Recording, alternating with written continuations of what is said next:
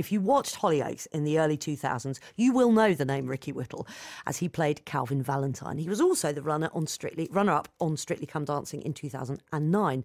He lives in LA now, and after a role in the teen drama The 100, he's landed what is certainly his biggest role to date in the TV adaptation of Neil Gaiman's book American Gods. And as you heard yesterday, it's already taken the place by storm. Some very, very positive reviews on it. The series is now available on Amazon Prime. So let's have a listen to Ricky's character, Shadow Moon, meeting Mr. Wednesday, played by the one and only Ian McShane. What should I call you if I was so inclined?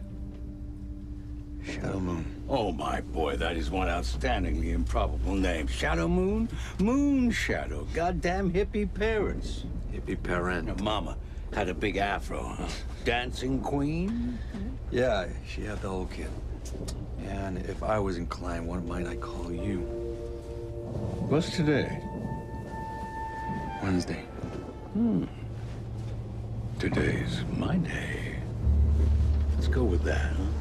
That scene is great. All takes place on a plane in a storm, and Shadow Moon really doesn't like flying, but you get the feeling that the storm might be being controlled by Mr. Wednesday, who is, of course, a god. I spoke to Ricky about what it was like to be part of the show and to be back home in the UK for a few days. It's always nice to come home, especially when, things are going so well, and we've got the release of American Gods, and hopefully it's as big a hit here as it is, predicted to be around the world. It's homegrown. It's Neil Gaiman, one of the most celebrated authors in the world. It's a fantastic book that's received lots of awards, and hopefully the adaptation can do the same. Listen, why did you move to LA in the first place? Because, of course, people will know you from Hollyoaks, amongst many other things, and, of course, from Strictly. It's a strange feeling, actually, walking into a BBC building, because this was obviously home for a while, but it's about chasing your dreams. It's very apt with American Gods. Myself being an immigrant. It's moving to America to chase that dream, and it does exist. If you're willing to make sacrifices and to work hard, that hard work paired with sacrifices, and I'm constantly educating myself. I'm not going to parties. I'm not out drinking and things. I'm researching. I'm watching films, TV, and just learning my trade. And fortunately, things kind of went really well, and I've literally not stopped working since I've been out there. I bounced, straight from The 100 straight onto American Gods. So I feel very blessed being out there, and England's always going to be, my place of birth, my home. But I'm very much a resident of America now. That's going to be me forever, I feel. Do you think that you would not have had the success that you have had you have stayed in the UK? Success is it's a funny word, and for myself, I feel success is every time you wake up, you're excited to go to work, and life is good. If you can pay your bills and you're surrounded by wonderful friends and family, then your life's a success. And for myself, I've got beautiful family that constantly FaceTime me from the UK. My mum, dad, brothers and sister. And I've got, incredible fans. I've got, friends who come out to visit me in California. But every day I wake up, I'm filming American Gods, the most anticipated show in 2017. It's an incredible honor for myself. And so would I have been happy back in the UK? I was happy. I was doing Hollyoaks. I did Strictly Come Dancing. These were incredible memories and moments in my life that, I look back at fondly. It was a lot of fun. So I feel that because I was happy here, I was successful enough for, but I feel that the hub of the industry is over in America, and my dream was always to go and do American film and TV. I grew up kind of watching various American shows because they're really willing to throw money at it and to really kind of, go 100% into producing the biggest, best shows they can. And, I think that's kind of mirrored in what Fremantle and Stars have done with American Gods. They've brought out an incredible project with incredible people right from the top, from, Neil Gaiman, our awesome producers, and Michael Green, Brian Fuller, and then quite possibly the most incredible ensemble cast I have ever seen on TV. So, I'm glad I made that move. I was happy in England, and I feel like I was successful enough. You don't get on Strictly without having to a sudden name to yourself.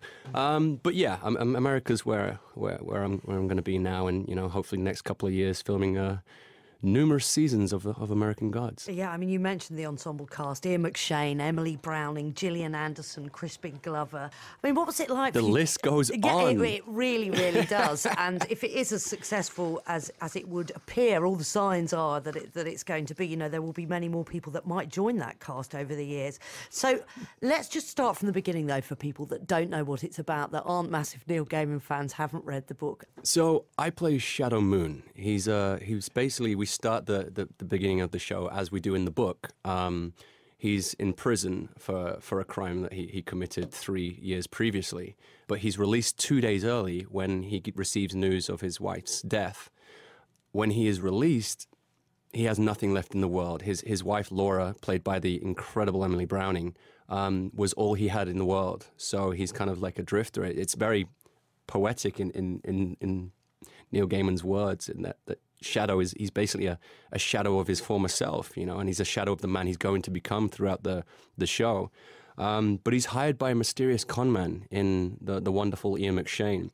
But there's a lot more mystery to him that meets the eye. And it's a show about awakening, about evolution, about immigration. There's various controversial topics, but basically, Mr. Wednesday, played by Ian McShane, is kind of building an army of old biblical mythical gods to wage war against these new gods that we now kind of worship in today's society, such as technology and media and fame and things. So these are kind of new kind of deities that are kind of rising up, and the old gods kind of want to restore humanity's faith. And I'm unfortunately the poor mortal stuck in the middle of this war that's brewing. But yeah, it's a fantastical world set in modern times. These gods aren't, all worldly and powerful. They're a little bit down on their luck. So we have an alcoholic leprechaun. We have a prostitute who's kind of garnishing worship from various clients. They're not, these big, all powerful gods. They're struggling to keep that power. So, it's a very fascinating read, and hopefully it's going to be an incredible watch. I'm really looking forward to it. Yeah, because it's, as you say, the immigration story is central to it, because these are the gods that all the different immigrants from all different parts of the world have brought to America with them, and they exist only because people have brought them into this country and believe in them. And I know that's correct. And in a couple of the episodes, you'll see some Coming to America stories that also appear in the American Gods book, where we'll actually see how these gods came to America and how they migrated, and how these people kind of brought their gods with them, and how some got stronger, some faded away, and we raise a lot of questions. Did gods make us, or do we believe in gods enough to bring them to life? Yes. There's lots of fantastic layers in this book, and we're not kind of forcing religion or faith or anything like that down people's throats. We're just kind of raising questions and letting you, the audience, kind of decide what's going on, and just letting you kind of get taken away with this incredible, fantastical journey. And I know it was very important for fans of the book that there was a couple of articles about it, that the makers of American Gods, the TV series, didn't, quote, whitewash the role of Shadow. It was important that he wasn't just a generic white character. I feel it's people were worried about that, but fortunately this isn't even an issue. Neil Gaiman was very adamant, as along with as was Brian Fuller and Michael Green, that people are cast as they were cast in the book. Shadow was cast as ethnically ambiguous. It's pointed to many times in the book where people don't actually know his race. And I think anyone would be hard-pressed to figure out where I'm from. I could be from anywhere. So, it was a great honor to lead this cast and to be cast as Shadow Moon, but it wasn't an easy process. It was, 5 months of auditions and 16 5 tapes. months. It was incredible. As an actor, you kind of feel, there's like 10, 20 actors that'll go up for it, and you kind of fight it out to the end. But this was a worldwide search. They really wanted to make sure they got everything right. And, when we cast, Bilquis, she's the Queen of Sheba. She's the goddess of love, and you know, so we cast the black characters as black, the white characters as white. You know, it's not necessarily, we're not worried about whitewashing. We're just casting as it's written. It's not really a big thing for our producers because they're just casting it true. I can't believe there was that lengthy an audition process. You must be beyond chuffed to have been selected at the end of that. It was the most insane audition process I think I have ever been through. It really was. I felt like I was in you know, American Idol or something. Every week was kind of a different tune I had to sing. So, you know, we did various kind of scenes with various characters throughout the show, you know, various emotions. They really wanted to, you know, see your kind of versatility, because the role of Shadow, you know, he goes through so much, and in the book, we kind of follow his journey through his eyes. So as Shadow, I have this kind of responsibility which is going to make it more grounded for the audience, where because it's seen so much through Shadow's eyes, I need to react accordingly and be grounded, so that when Shadow's, you know, I give the audience permission to feel something. You know, if Shadow's okay with something, the audience is allowed to be okay. If Shadow's scared by something, then that's going to, you know, incite fear into the audience. So, you know, it really was a huge process to make sure that, you know, I was ready for this role. It's definitely quite a journey that Shadow goes on, and he really does go through the mill. So they wanted to make sure that I was up to it, I guess. And 5 months later, they decided it was. Now, we spoke to Neil Gaiman, as I was saying earlier. He's super excited about the adaptation. What's amazing for me is this is the first 8 episodes, which is just about the first quarter of the book. I mean, they are taking it, they're expanding it, they're having a wonderful time turning it into this big, glorious thing. And I can't wait to see what people make of it. Whenever I'm in America, I do not mention the fact that both of our leads are English. That was Ian McShane and Ricky Whittle, neither of whom sound like that in real life. But he does keep mentioning it all the time when he's over here. Constantly. But he's proud. That is fantastic, though, isn't it? It's wonderful. You know, it really is incredible. I feel, like I've said before, it's such an honor to be part of such a iconic book and such an iconic character. You know, Shadow Moon is a huge kind of presence in Neil Gaiman's work, from Monica the Glen and you know, the Sandman. Nancy Boys. Yeah, he's got such a library of work that is just incredible. His following is huge. His book alone was translated into 30 different languages, which shows his reach. And I believe the show is going to be transmitted to, I believe, over 200 countries, which is incredible. You know, this show is really going to reach all around the world, and I really think it will change the landscape of TV. It's going to be a big one. So are you ready then for that next level of fame? Because that is going to be huge. It's what it is. You know, we just focus on the work as actors.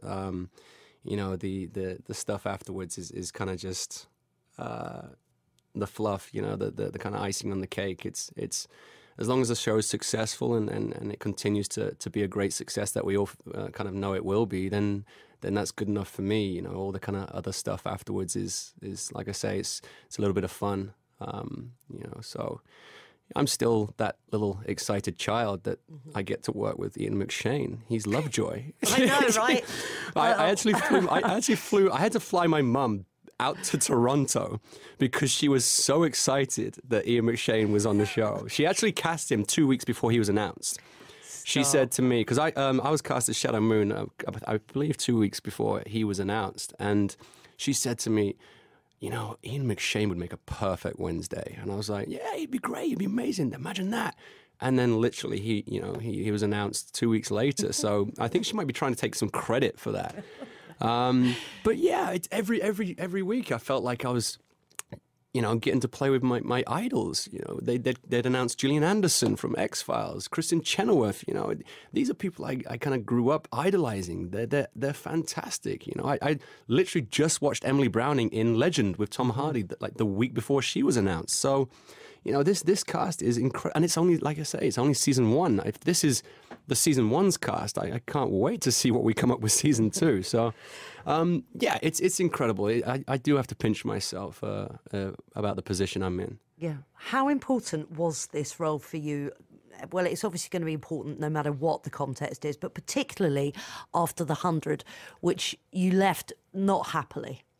No, I guess it's always darkest before the dawn, and I wouldn't realize what an incredible situation I'm in with my fantastic producers in Brian Fuller and Michael Green. They really are, you know, they're friends. They collaborate. They're open to suggestion. You know, they want to make this show as great as possible, and they've made this kind of production feel like a family. You know, right from the top with Chris Albrecht and Stars, and then, you know, Stephanie Burke and Craig Sigelski at Fremantle, all the way through the producers, through the crew, through the cast. It really is a tight knit kind of team, and I feel that, you know, I feel really blessed. You know, you can really feel the love and support that these guys have. Listen, I must say, I thought it was very, very brave of you when you left the 100 to come out and say exactly what it was that had caused you to leave, and that you felt bullied at the time by somebody very, very senior in the programme. Yeah. Because that could, you know, you must have gone through that thought process, this could actually wreck my career, but you wanted to stand up for what happened to you. Throughout my life, it's something that came from my mother and father. Is you know, I will always stand up to bullies, and whether it be the playgrounds, at school, in class, at the workplace, you know, in the street, you should never feel alone. You should always be able to talk to someone, or never feel like you're in a corner. And unfortunately, I was in a terrible situation where, you know, my peace of mind was more important than any career. You know, I can always work. I can always do something. And like I say, I view success as waking up on a Monday morning excited to go to work. And, you know, that wasn't the situation on that show due to, you know, one person. And yeah, it could have blown up in my face, but it's something I felt like I had to do. And the reaction was really incredible and inspiring, where so many, you know, the 100 has a young following. Mm-hmm. And I feel like as actors and as people who have such a reach, we have a responsibility to lead a better life and to try and inspire and educate. Yes, because your character, just as people that don't watch it, was killed off probably prematurely, I think. A lot of people would agree. Fans would certainly agree, and you did too. But that was at the end of a process of you being gradually forced out of the storyline. Yeah, it was a terrible situation that you know, I just didn't want to be a part of. I felt like as an actor I wanted to work, and you know, due to one person kind of obstructing that, I wanted to look for pastures new. And fortunately, you know, American Gods came along. It was actually for San Diego Comic-Con for the 100, where, you know, why I'm so passionate about my fans and my following. I found out about the American Gods TV show being created. They were actually, I believe Stars was putting out a social media search for casting Shadow. And it was hashtag casting Shadow, and they were putting forward their suggestions for who they wanted the fans to play Shadow in the series. And my name kept popping up through fans. So that's when it kind of came to my attention. I spoke to my reps about it, and they said, yeah, we'll investigate this. And they were interested. And then, you know, that 5-month process began. So, you know, I owe the fans, you know, that educated me on this role. And, you know, with that comes, like I say, the responsibility to kind of educate and inspire. And I just feel that it doesn't matter what happens. I will never be bullied. That's not going to happen ever again. It happened in my youth, and I stood up to bullies then, and it's not going to fly with me. You know, it's something I feel very passionately about.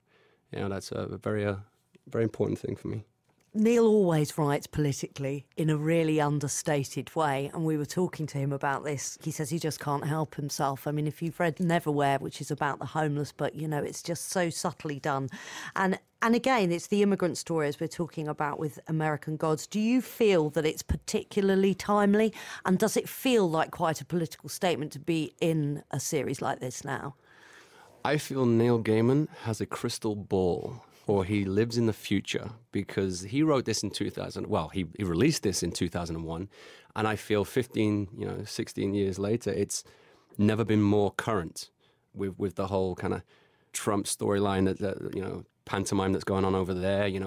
It's all about immigration. There's racism, there's sexism, there's homophobia, there's all these crazy things which all kind of feature throughout our show.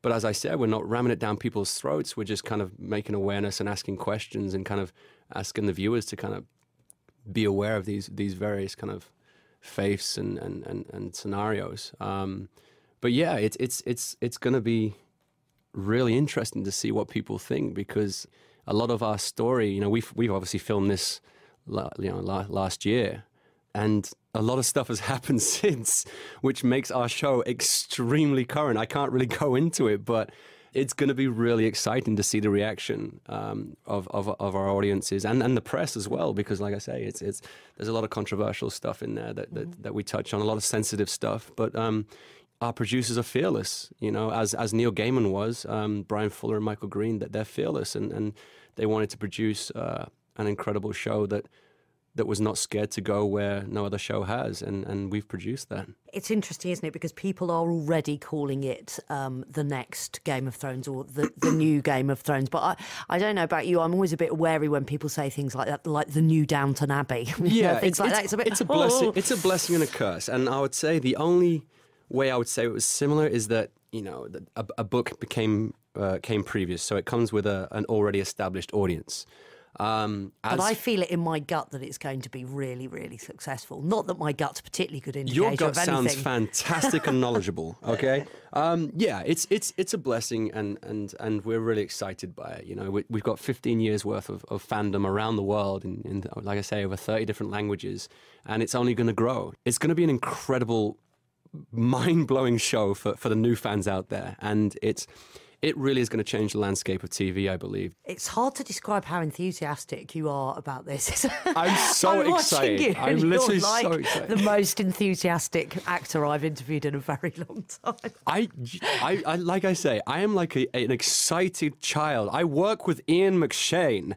It's a dream come true.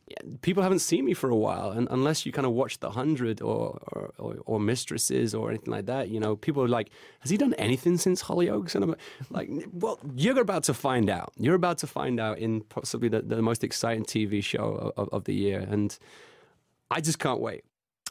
And that is Ricky Whittle, who plays Shadow Moon, the hero, if you could call him that, in American Gods, which is out now on Amazon Prime. And you know what? My gut did turn out to be right, because almost every single interview, or review rather, of American Gods has been very, very positive. The trailer is intense. I've only seen the trailer so far, and that is intense. It's good. It's well worth watching. You're listening to a BBC 5 Live podcast. If you like this, you might also like this. Eye of the Storm with Emma Barnett. Every day we're covering some sort of storm that changes people's lives forever. To find out more about our range of podcasts, click, tap or swipe bbc.co.uk/5live.